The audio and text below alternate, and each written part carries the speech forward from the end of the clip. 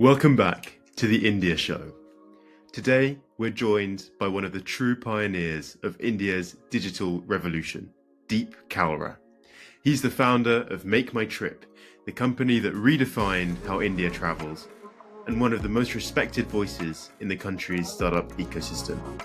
From navigating the early days of India's internet economy to taking a company public on the Nasdaq, Deep's journey is filled with bold bets, resilience, and lasting impact. Stay tuned as we dive into the story behind the startup, the lessons learned, and what's next for Indian entrepreneurship.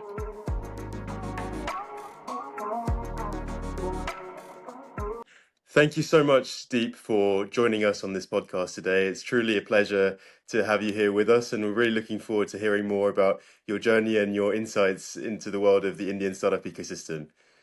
Entirely my pleasure, Lucas. I'd love to start by going a little bit deeper into your own journey as an entrepreneur and the story of MakeMyTrip.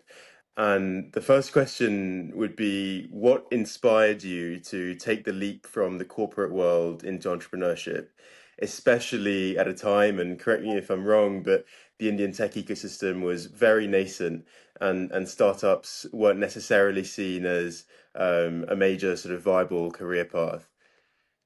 Yeah, that's quite right. This was year 2000. I had worked for 8 years after my MBA, and I had done three corporate jobs. I think the reality is that I wasn't terribly excited in any of those corporate jobs so as to build my entire life career there. I enjoyed them all, but I couldn't see myself doing that for the next 20, 30, even 40 years. Also, the big tipping point for me was really the onset of the internet. The internet started happening in a big way in India in the late 90s. It was clearly a force for me that was going to change everything we did, the way we did business, the way we interacted. It just seemed to be something which was a very powerful platform. I did try to build that into my work at G Capital, where I was just prior to starting Make My Trip. But it also dawned on me that perhaps the best crack at doing something on the internet would happen if you were to do it exclusively and not as a smaller part of a large organization, i.e., a startup, because that word probably didn't exist in the year 2000. But that was pretty clear that this is something which you need to be doing 100% of the time to really get, speed and lift velocity, if you will. And that's why I really, started Make My Trip. And obviously, early 2000s, dot-com bubble, what was the effect of that on maybe your own confidence and self-confidence as a founder and also in the idea? How were you able to navigate that? Yeah, that was pretty, I would say, ironic timing. The start was great.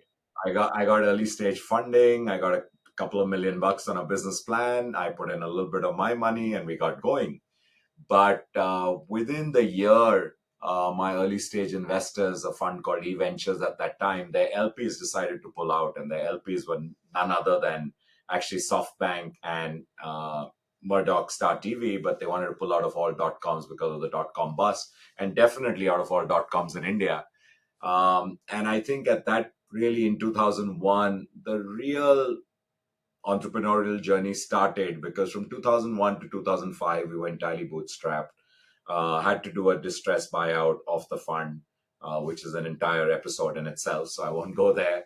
Got a little bit of angel funding in 2003 and 4, literally from customers. But that was a tiny slug of capital, like $150,000. But the first 2 years was, I think, pretty dark. If I look back, I don't think we had more capital than 2 months at any point of time to Wow. take care of burn for 2 months, so making payroll, making rent, and just the deficit, because we still weren't making money. Obviously, it was very early days, but I think that taught a lot of qualities of thrift and really stretching the last dollar, and also resilience. You get the team together. Those who really believe in the mission stay on. Those who don't fall off. A lot of the senior people were offered cuts in salary to be converted into stock, which at that point of time seemed like a really bad idea. Thankfully, in 2010, when we IPO'd, it seemed like a really good idea. So whoever did that benefited a lot.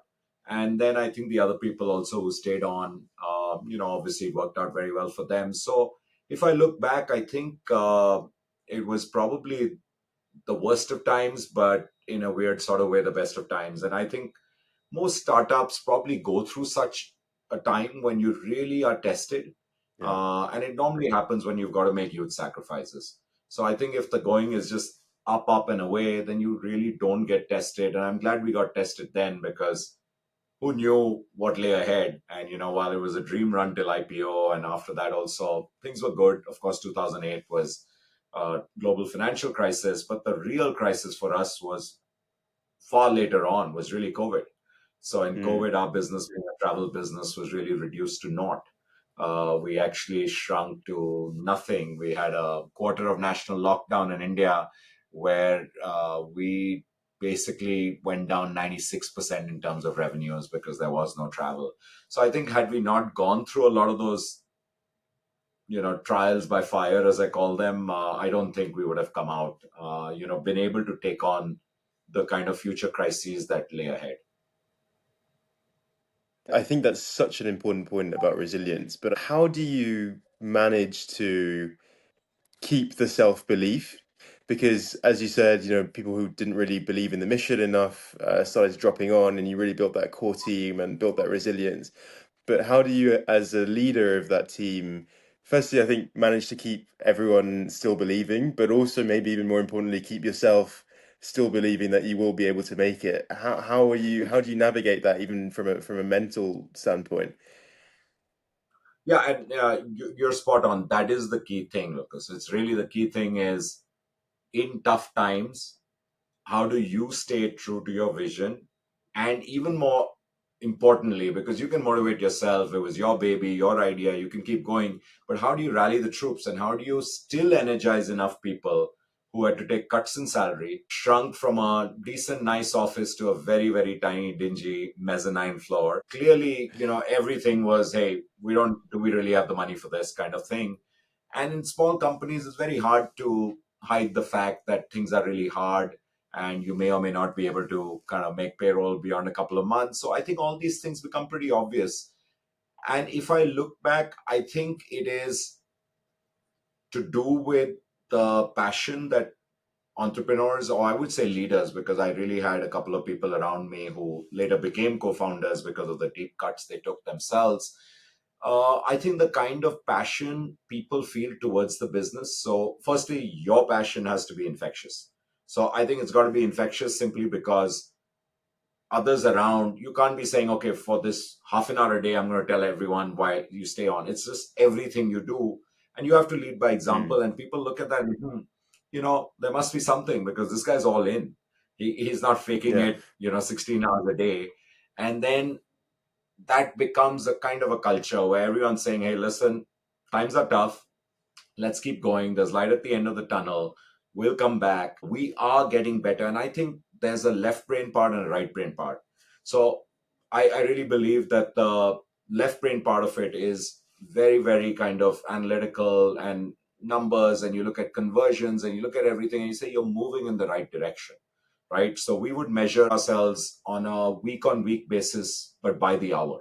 So, like if we are sitting here on a Friday afternoon, I will compare this Friday 3 to 4 p.m. with last Friday 3 to 4 p.m., adjusting for any holidays or whatever else, and the last Friday 3 to 4 p.m., because consumer behavior, we have seen changes by day and also by hour in our kind of thing. So if you saw yourself having even tiny incremental improvements in the holy metrics or the holy grail, which was really around conversion at different steps of the funnel and your unit economics getting better, which is very often a derived metric. Mm. But if you see yourself, your dollar can go a longer way, your cost of customer acquisition is getting better, your repeat rates getting slightly better all the time, then you're moving in the right direction. Then it's just a question of, when will the lines intersect? And do you have enough fuel to go so that your revenue line can intersect the cost line, because you're keeping costs tight or actually reducing them if Mm. you can? And then the right side of the brain is obviously thinking of more creative ways all the time. These could be tiny little things like, creative. adverts that we were doing at that point of time, or new features, small features about what people would like, what would give them more comfort. So all that kind of stuff is coming together and actually moving in the same direction. So I think these are the two things which keep you going. And if you're excited, people start getting that, and you rally them around the same cause. And you actually, if there's one secret sauce, I think it's communicate. People in Mm, tough times tend to hunker down and not tell others, and founders tend to just keep it to themselves, a few people. yeah. I think I followed a different way, because I didn't know better. It's not like every day, but once a month there was a town hall and told everyone. I mean, we were at the lowest point in the downturn, we were down to 24 people, but told everyone. Or just before we shrunk, we were probably 42 people, and told everyone how bad it is. And then every month gave them a progress review and said, we three are in. Me and my two other co-founders, we're in. And by and large, a lot of people, younger people early in their careers, they tend to follow people. I mean, they love the Yeah. idea, but they also say, hey, just like we all know the old adage, like people don't leave companies, they leave managers. The Mm. reverse of it is also true. That people actually stay on not because of the company, but they stay on because of their managers or their leaders. So I think that became the culture, that it's all open, everyone knows what's going on. And as we get better, things will get better for you too. So instead of looking back at a 4 year, very dark, tough period, I look at it as 48 months. And really, off those 24 months were bad. So there were 24 intervals in which, if you were getting a little better, it was better. So if we were in for a month for sure. That's such an important skill. I think the point about communication. I think maybe what follows on from that is how do you pick, or can you see the right people that are going to be receptive to that kind of environment? Because of course, that is something that is and you've got right as a leader, and it's such an important part of what you're saying about building this team environment. How are you able to spot people once you've already started the hiring process? Are you able to see who's going to be in it for the long run and who isn't? And then maybe even a step before that is, how do you go about finding the right people that are going to be able to take on board the risk, that are going to be able to be driven by the vision, by the leadership, and all of that, and going to be able to deal with the very high stress environment of an early stage venture? Yeah, I wish I could tell you that there was a formula. The reality is there isn't. Even today, and just today, we're still trying. I was actually meeting different people for a very senior position in the company, and my co-founder, who's now the CEO, was very keen I meet them as well. And even now, I think one is, with every new position you're trying to fill and every new candidate you meet, you can go in with your preset questions, but most of the time you're trying to make a mental map of really fitment. In the early days, especially when things are very tough, I think you took what you could get. And again, the reality is, in early days, you need people with a all-rounder mentality, which is they can do Mm, anything. Like, yeah. I have to use a cricket analogy because I'm Indian, but they can bat, they can bowl, they can pinch hit, they can field, they'll do everything. Just give them the ball, they'll run with it. As Yeah. you grow and mature as a company, you need specialists. And then you're hiring for specialist skills. But I've also learned there's no point really interviewing for the particular skill the person has. That's on the biodata. It's pretty clear they're very good at what they do. Otherwise, they wouldn't be here. I think you should try to gauge fitment. And for me, it is about trying to understand motivations of people, their Mm, personality type. Are they, like, we know as a company, we believe very, very deeply in teamwork, rise together, sing together kind of thing. We believe very deeply in fun at work. We try to diffuse crises with humor because we think like that brings down the tension, and that's like a personal thing. So, do people resonate with that? You can have people who are very serious type, and they may not fit in if they don't believe all of this is yeah. important to work. They might just, like, say, okay, I'll go with the flow, but I think we're almost wasting time and resources. Whereas I believe that's totally untrue. I believe if you don't come back to work, hopefully every day, but definitely every Monday, with a spring in your step and really excited about what you're building, then you're not in the right company or not doing the right role. And So our formula has always been like, we want mini entrepreneurs. We want people who, once they've understood the rules of the game, know what to do.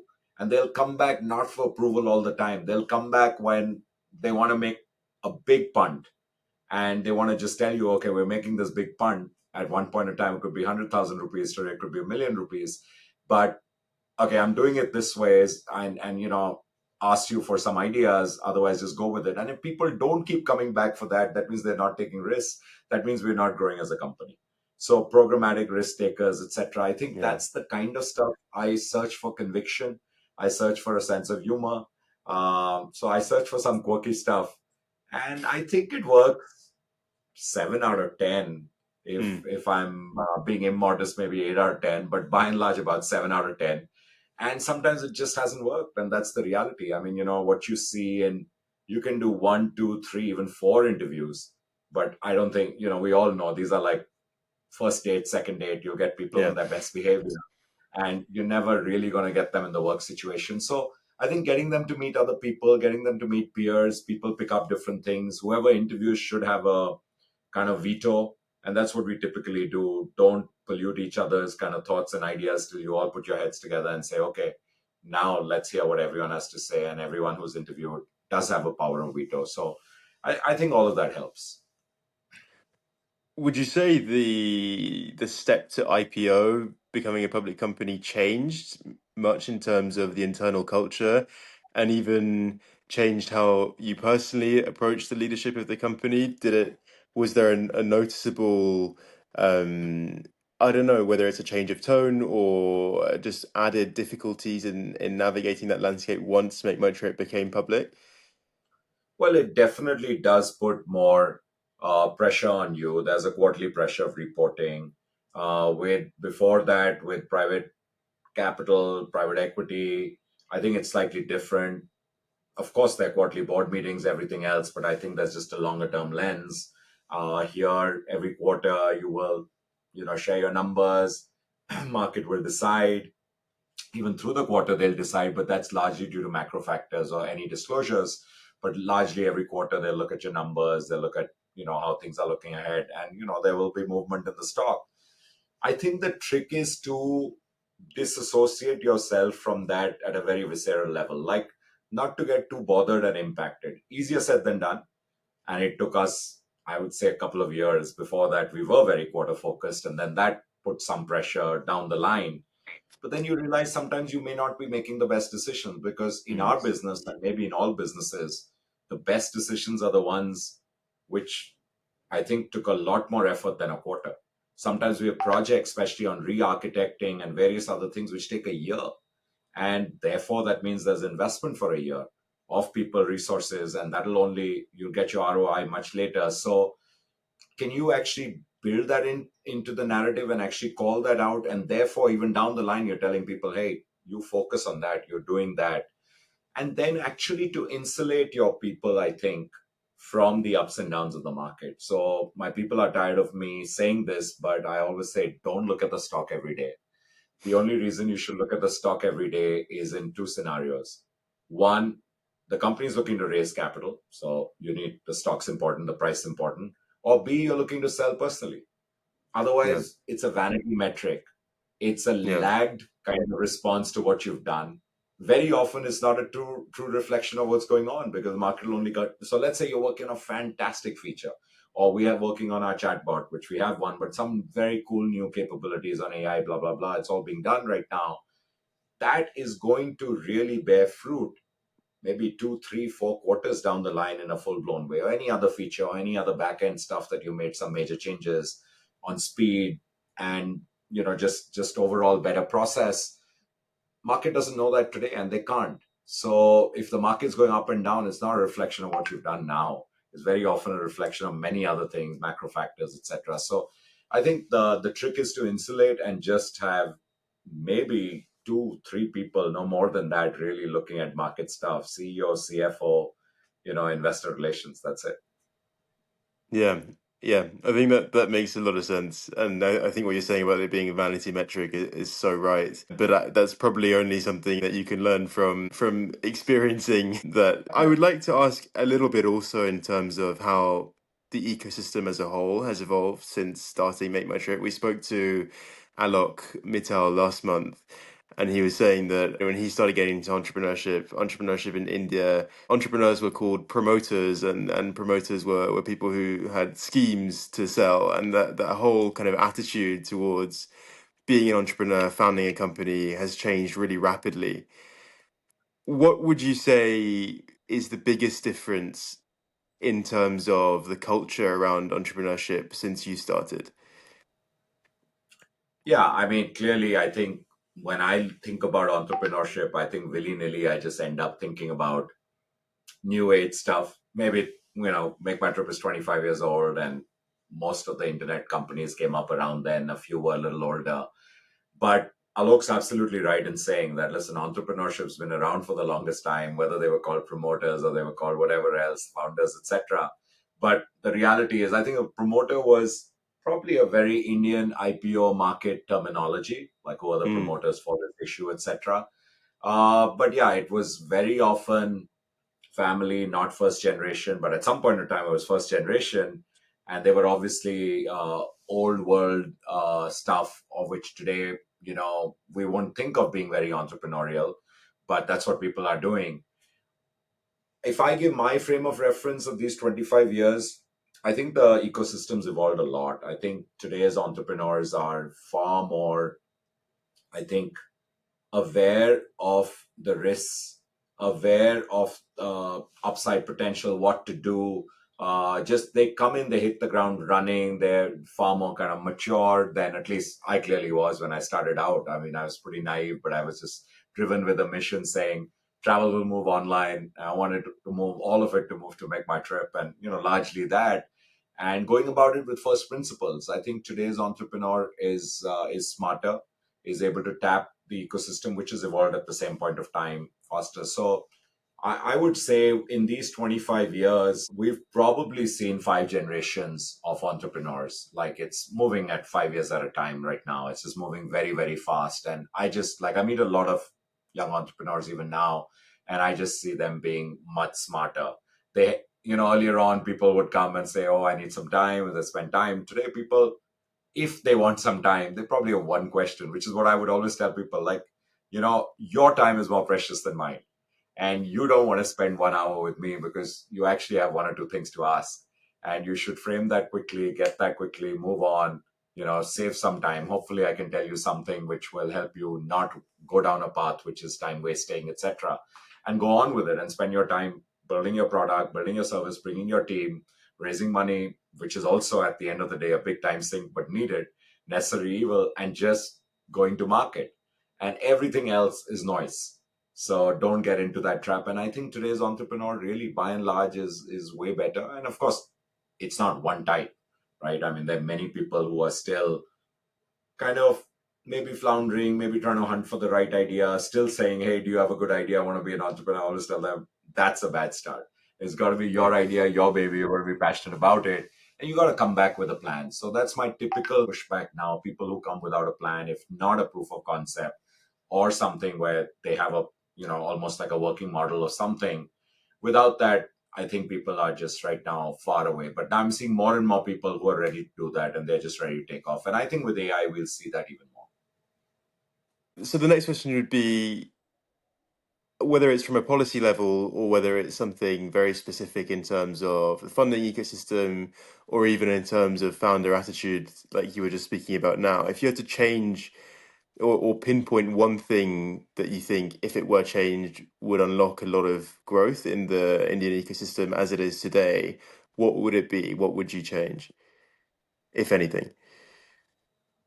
No, it's a great point, and the government has done a bunch of stuff around startup. There's a startup fund, etc. I think they've also said a lot of things about ease of doing business, but the reality is that there's a lot of stuff in the early days of a company formation, which someone has to do, and very often it's the entrepreneur, which is a big time sink. So I think almost like a little idealistic, but not a ministry, but a department for startups, at least for the Mm, early 3 years. Get started, have an idea. It's like take care of all of that stuff. Like, yes, I want to set up a company, but I don't want to get bogged down with that. I want to know what are my, what do I need to do from a reporting point of view, from a tax point of view, legal point of view, statutory point of view. But like, can we make it really easy so I can get going, and then when I start walking, I can take care of that stuff. So almost like a moratorium period where you can yeah. get going, hit the ground running. We do have a lot of incubators, so at least the physical side has got easier and easier. Whereas plug and play, I can tell you 25 years ago, I spent probably 25, and I'm not exaggerating, 25% of my personal time solving for just infra and logistical stuff, Mm, etc. And it's terrible. It's a terrible waste, but there was no one to delegate it to, and it was critical to get going. So I think today those things have become easier, but it would be lovely to have, again, like I said, a department within the Ministry of IT or wherever the right place, but to get started, like a department focused on startups. mm.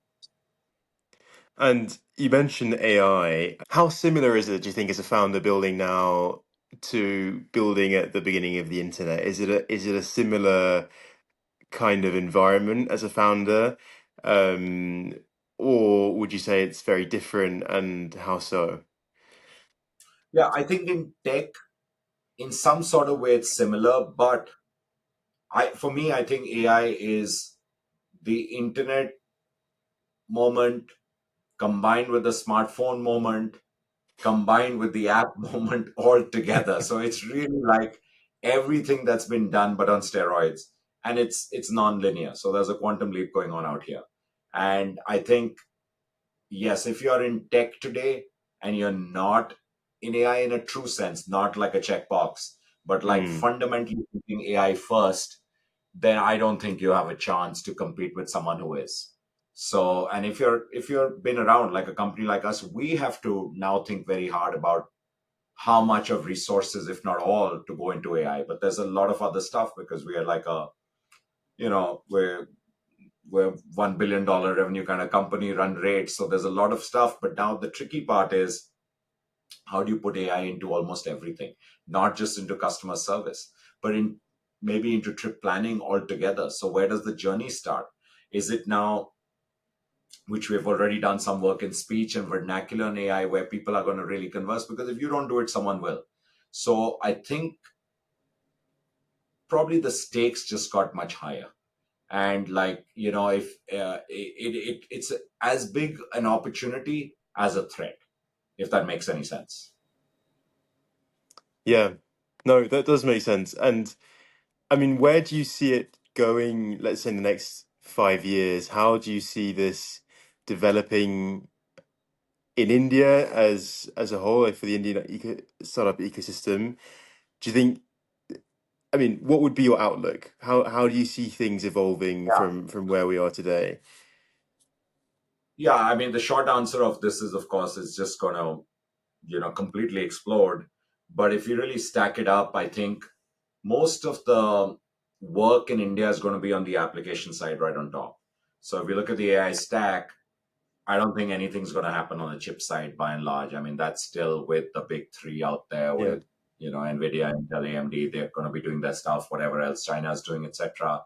I think even with the LLMs, it's really hard for someone to come in today. The moats are very deep. The expenses, I mean, I'm not saying it won't get done, but it's hard. At least we're not focused on it.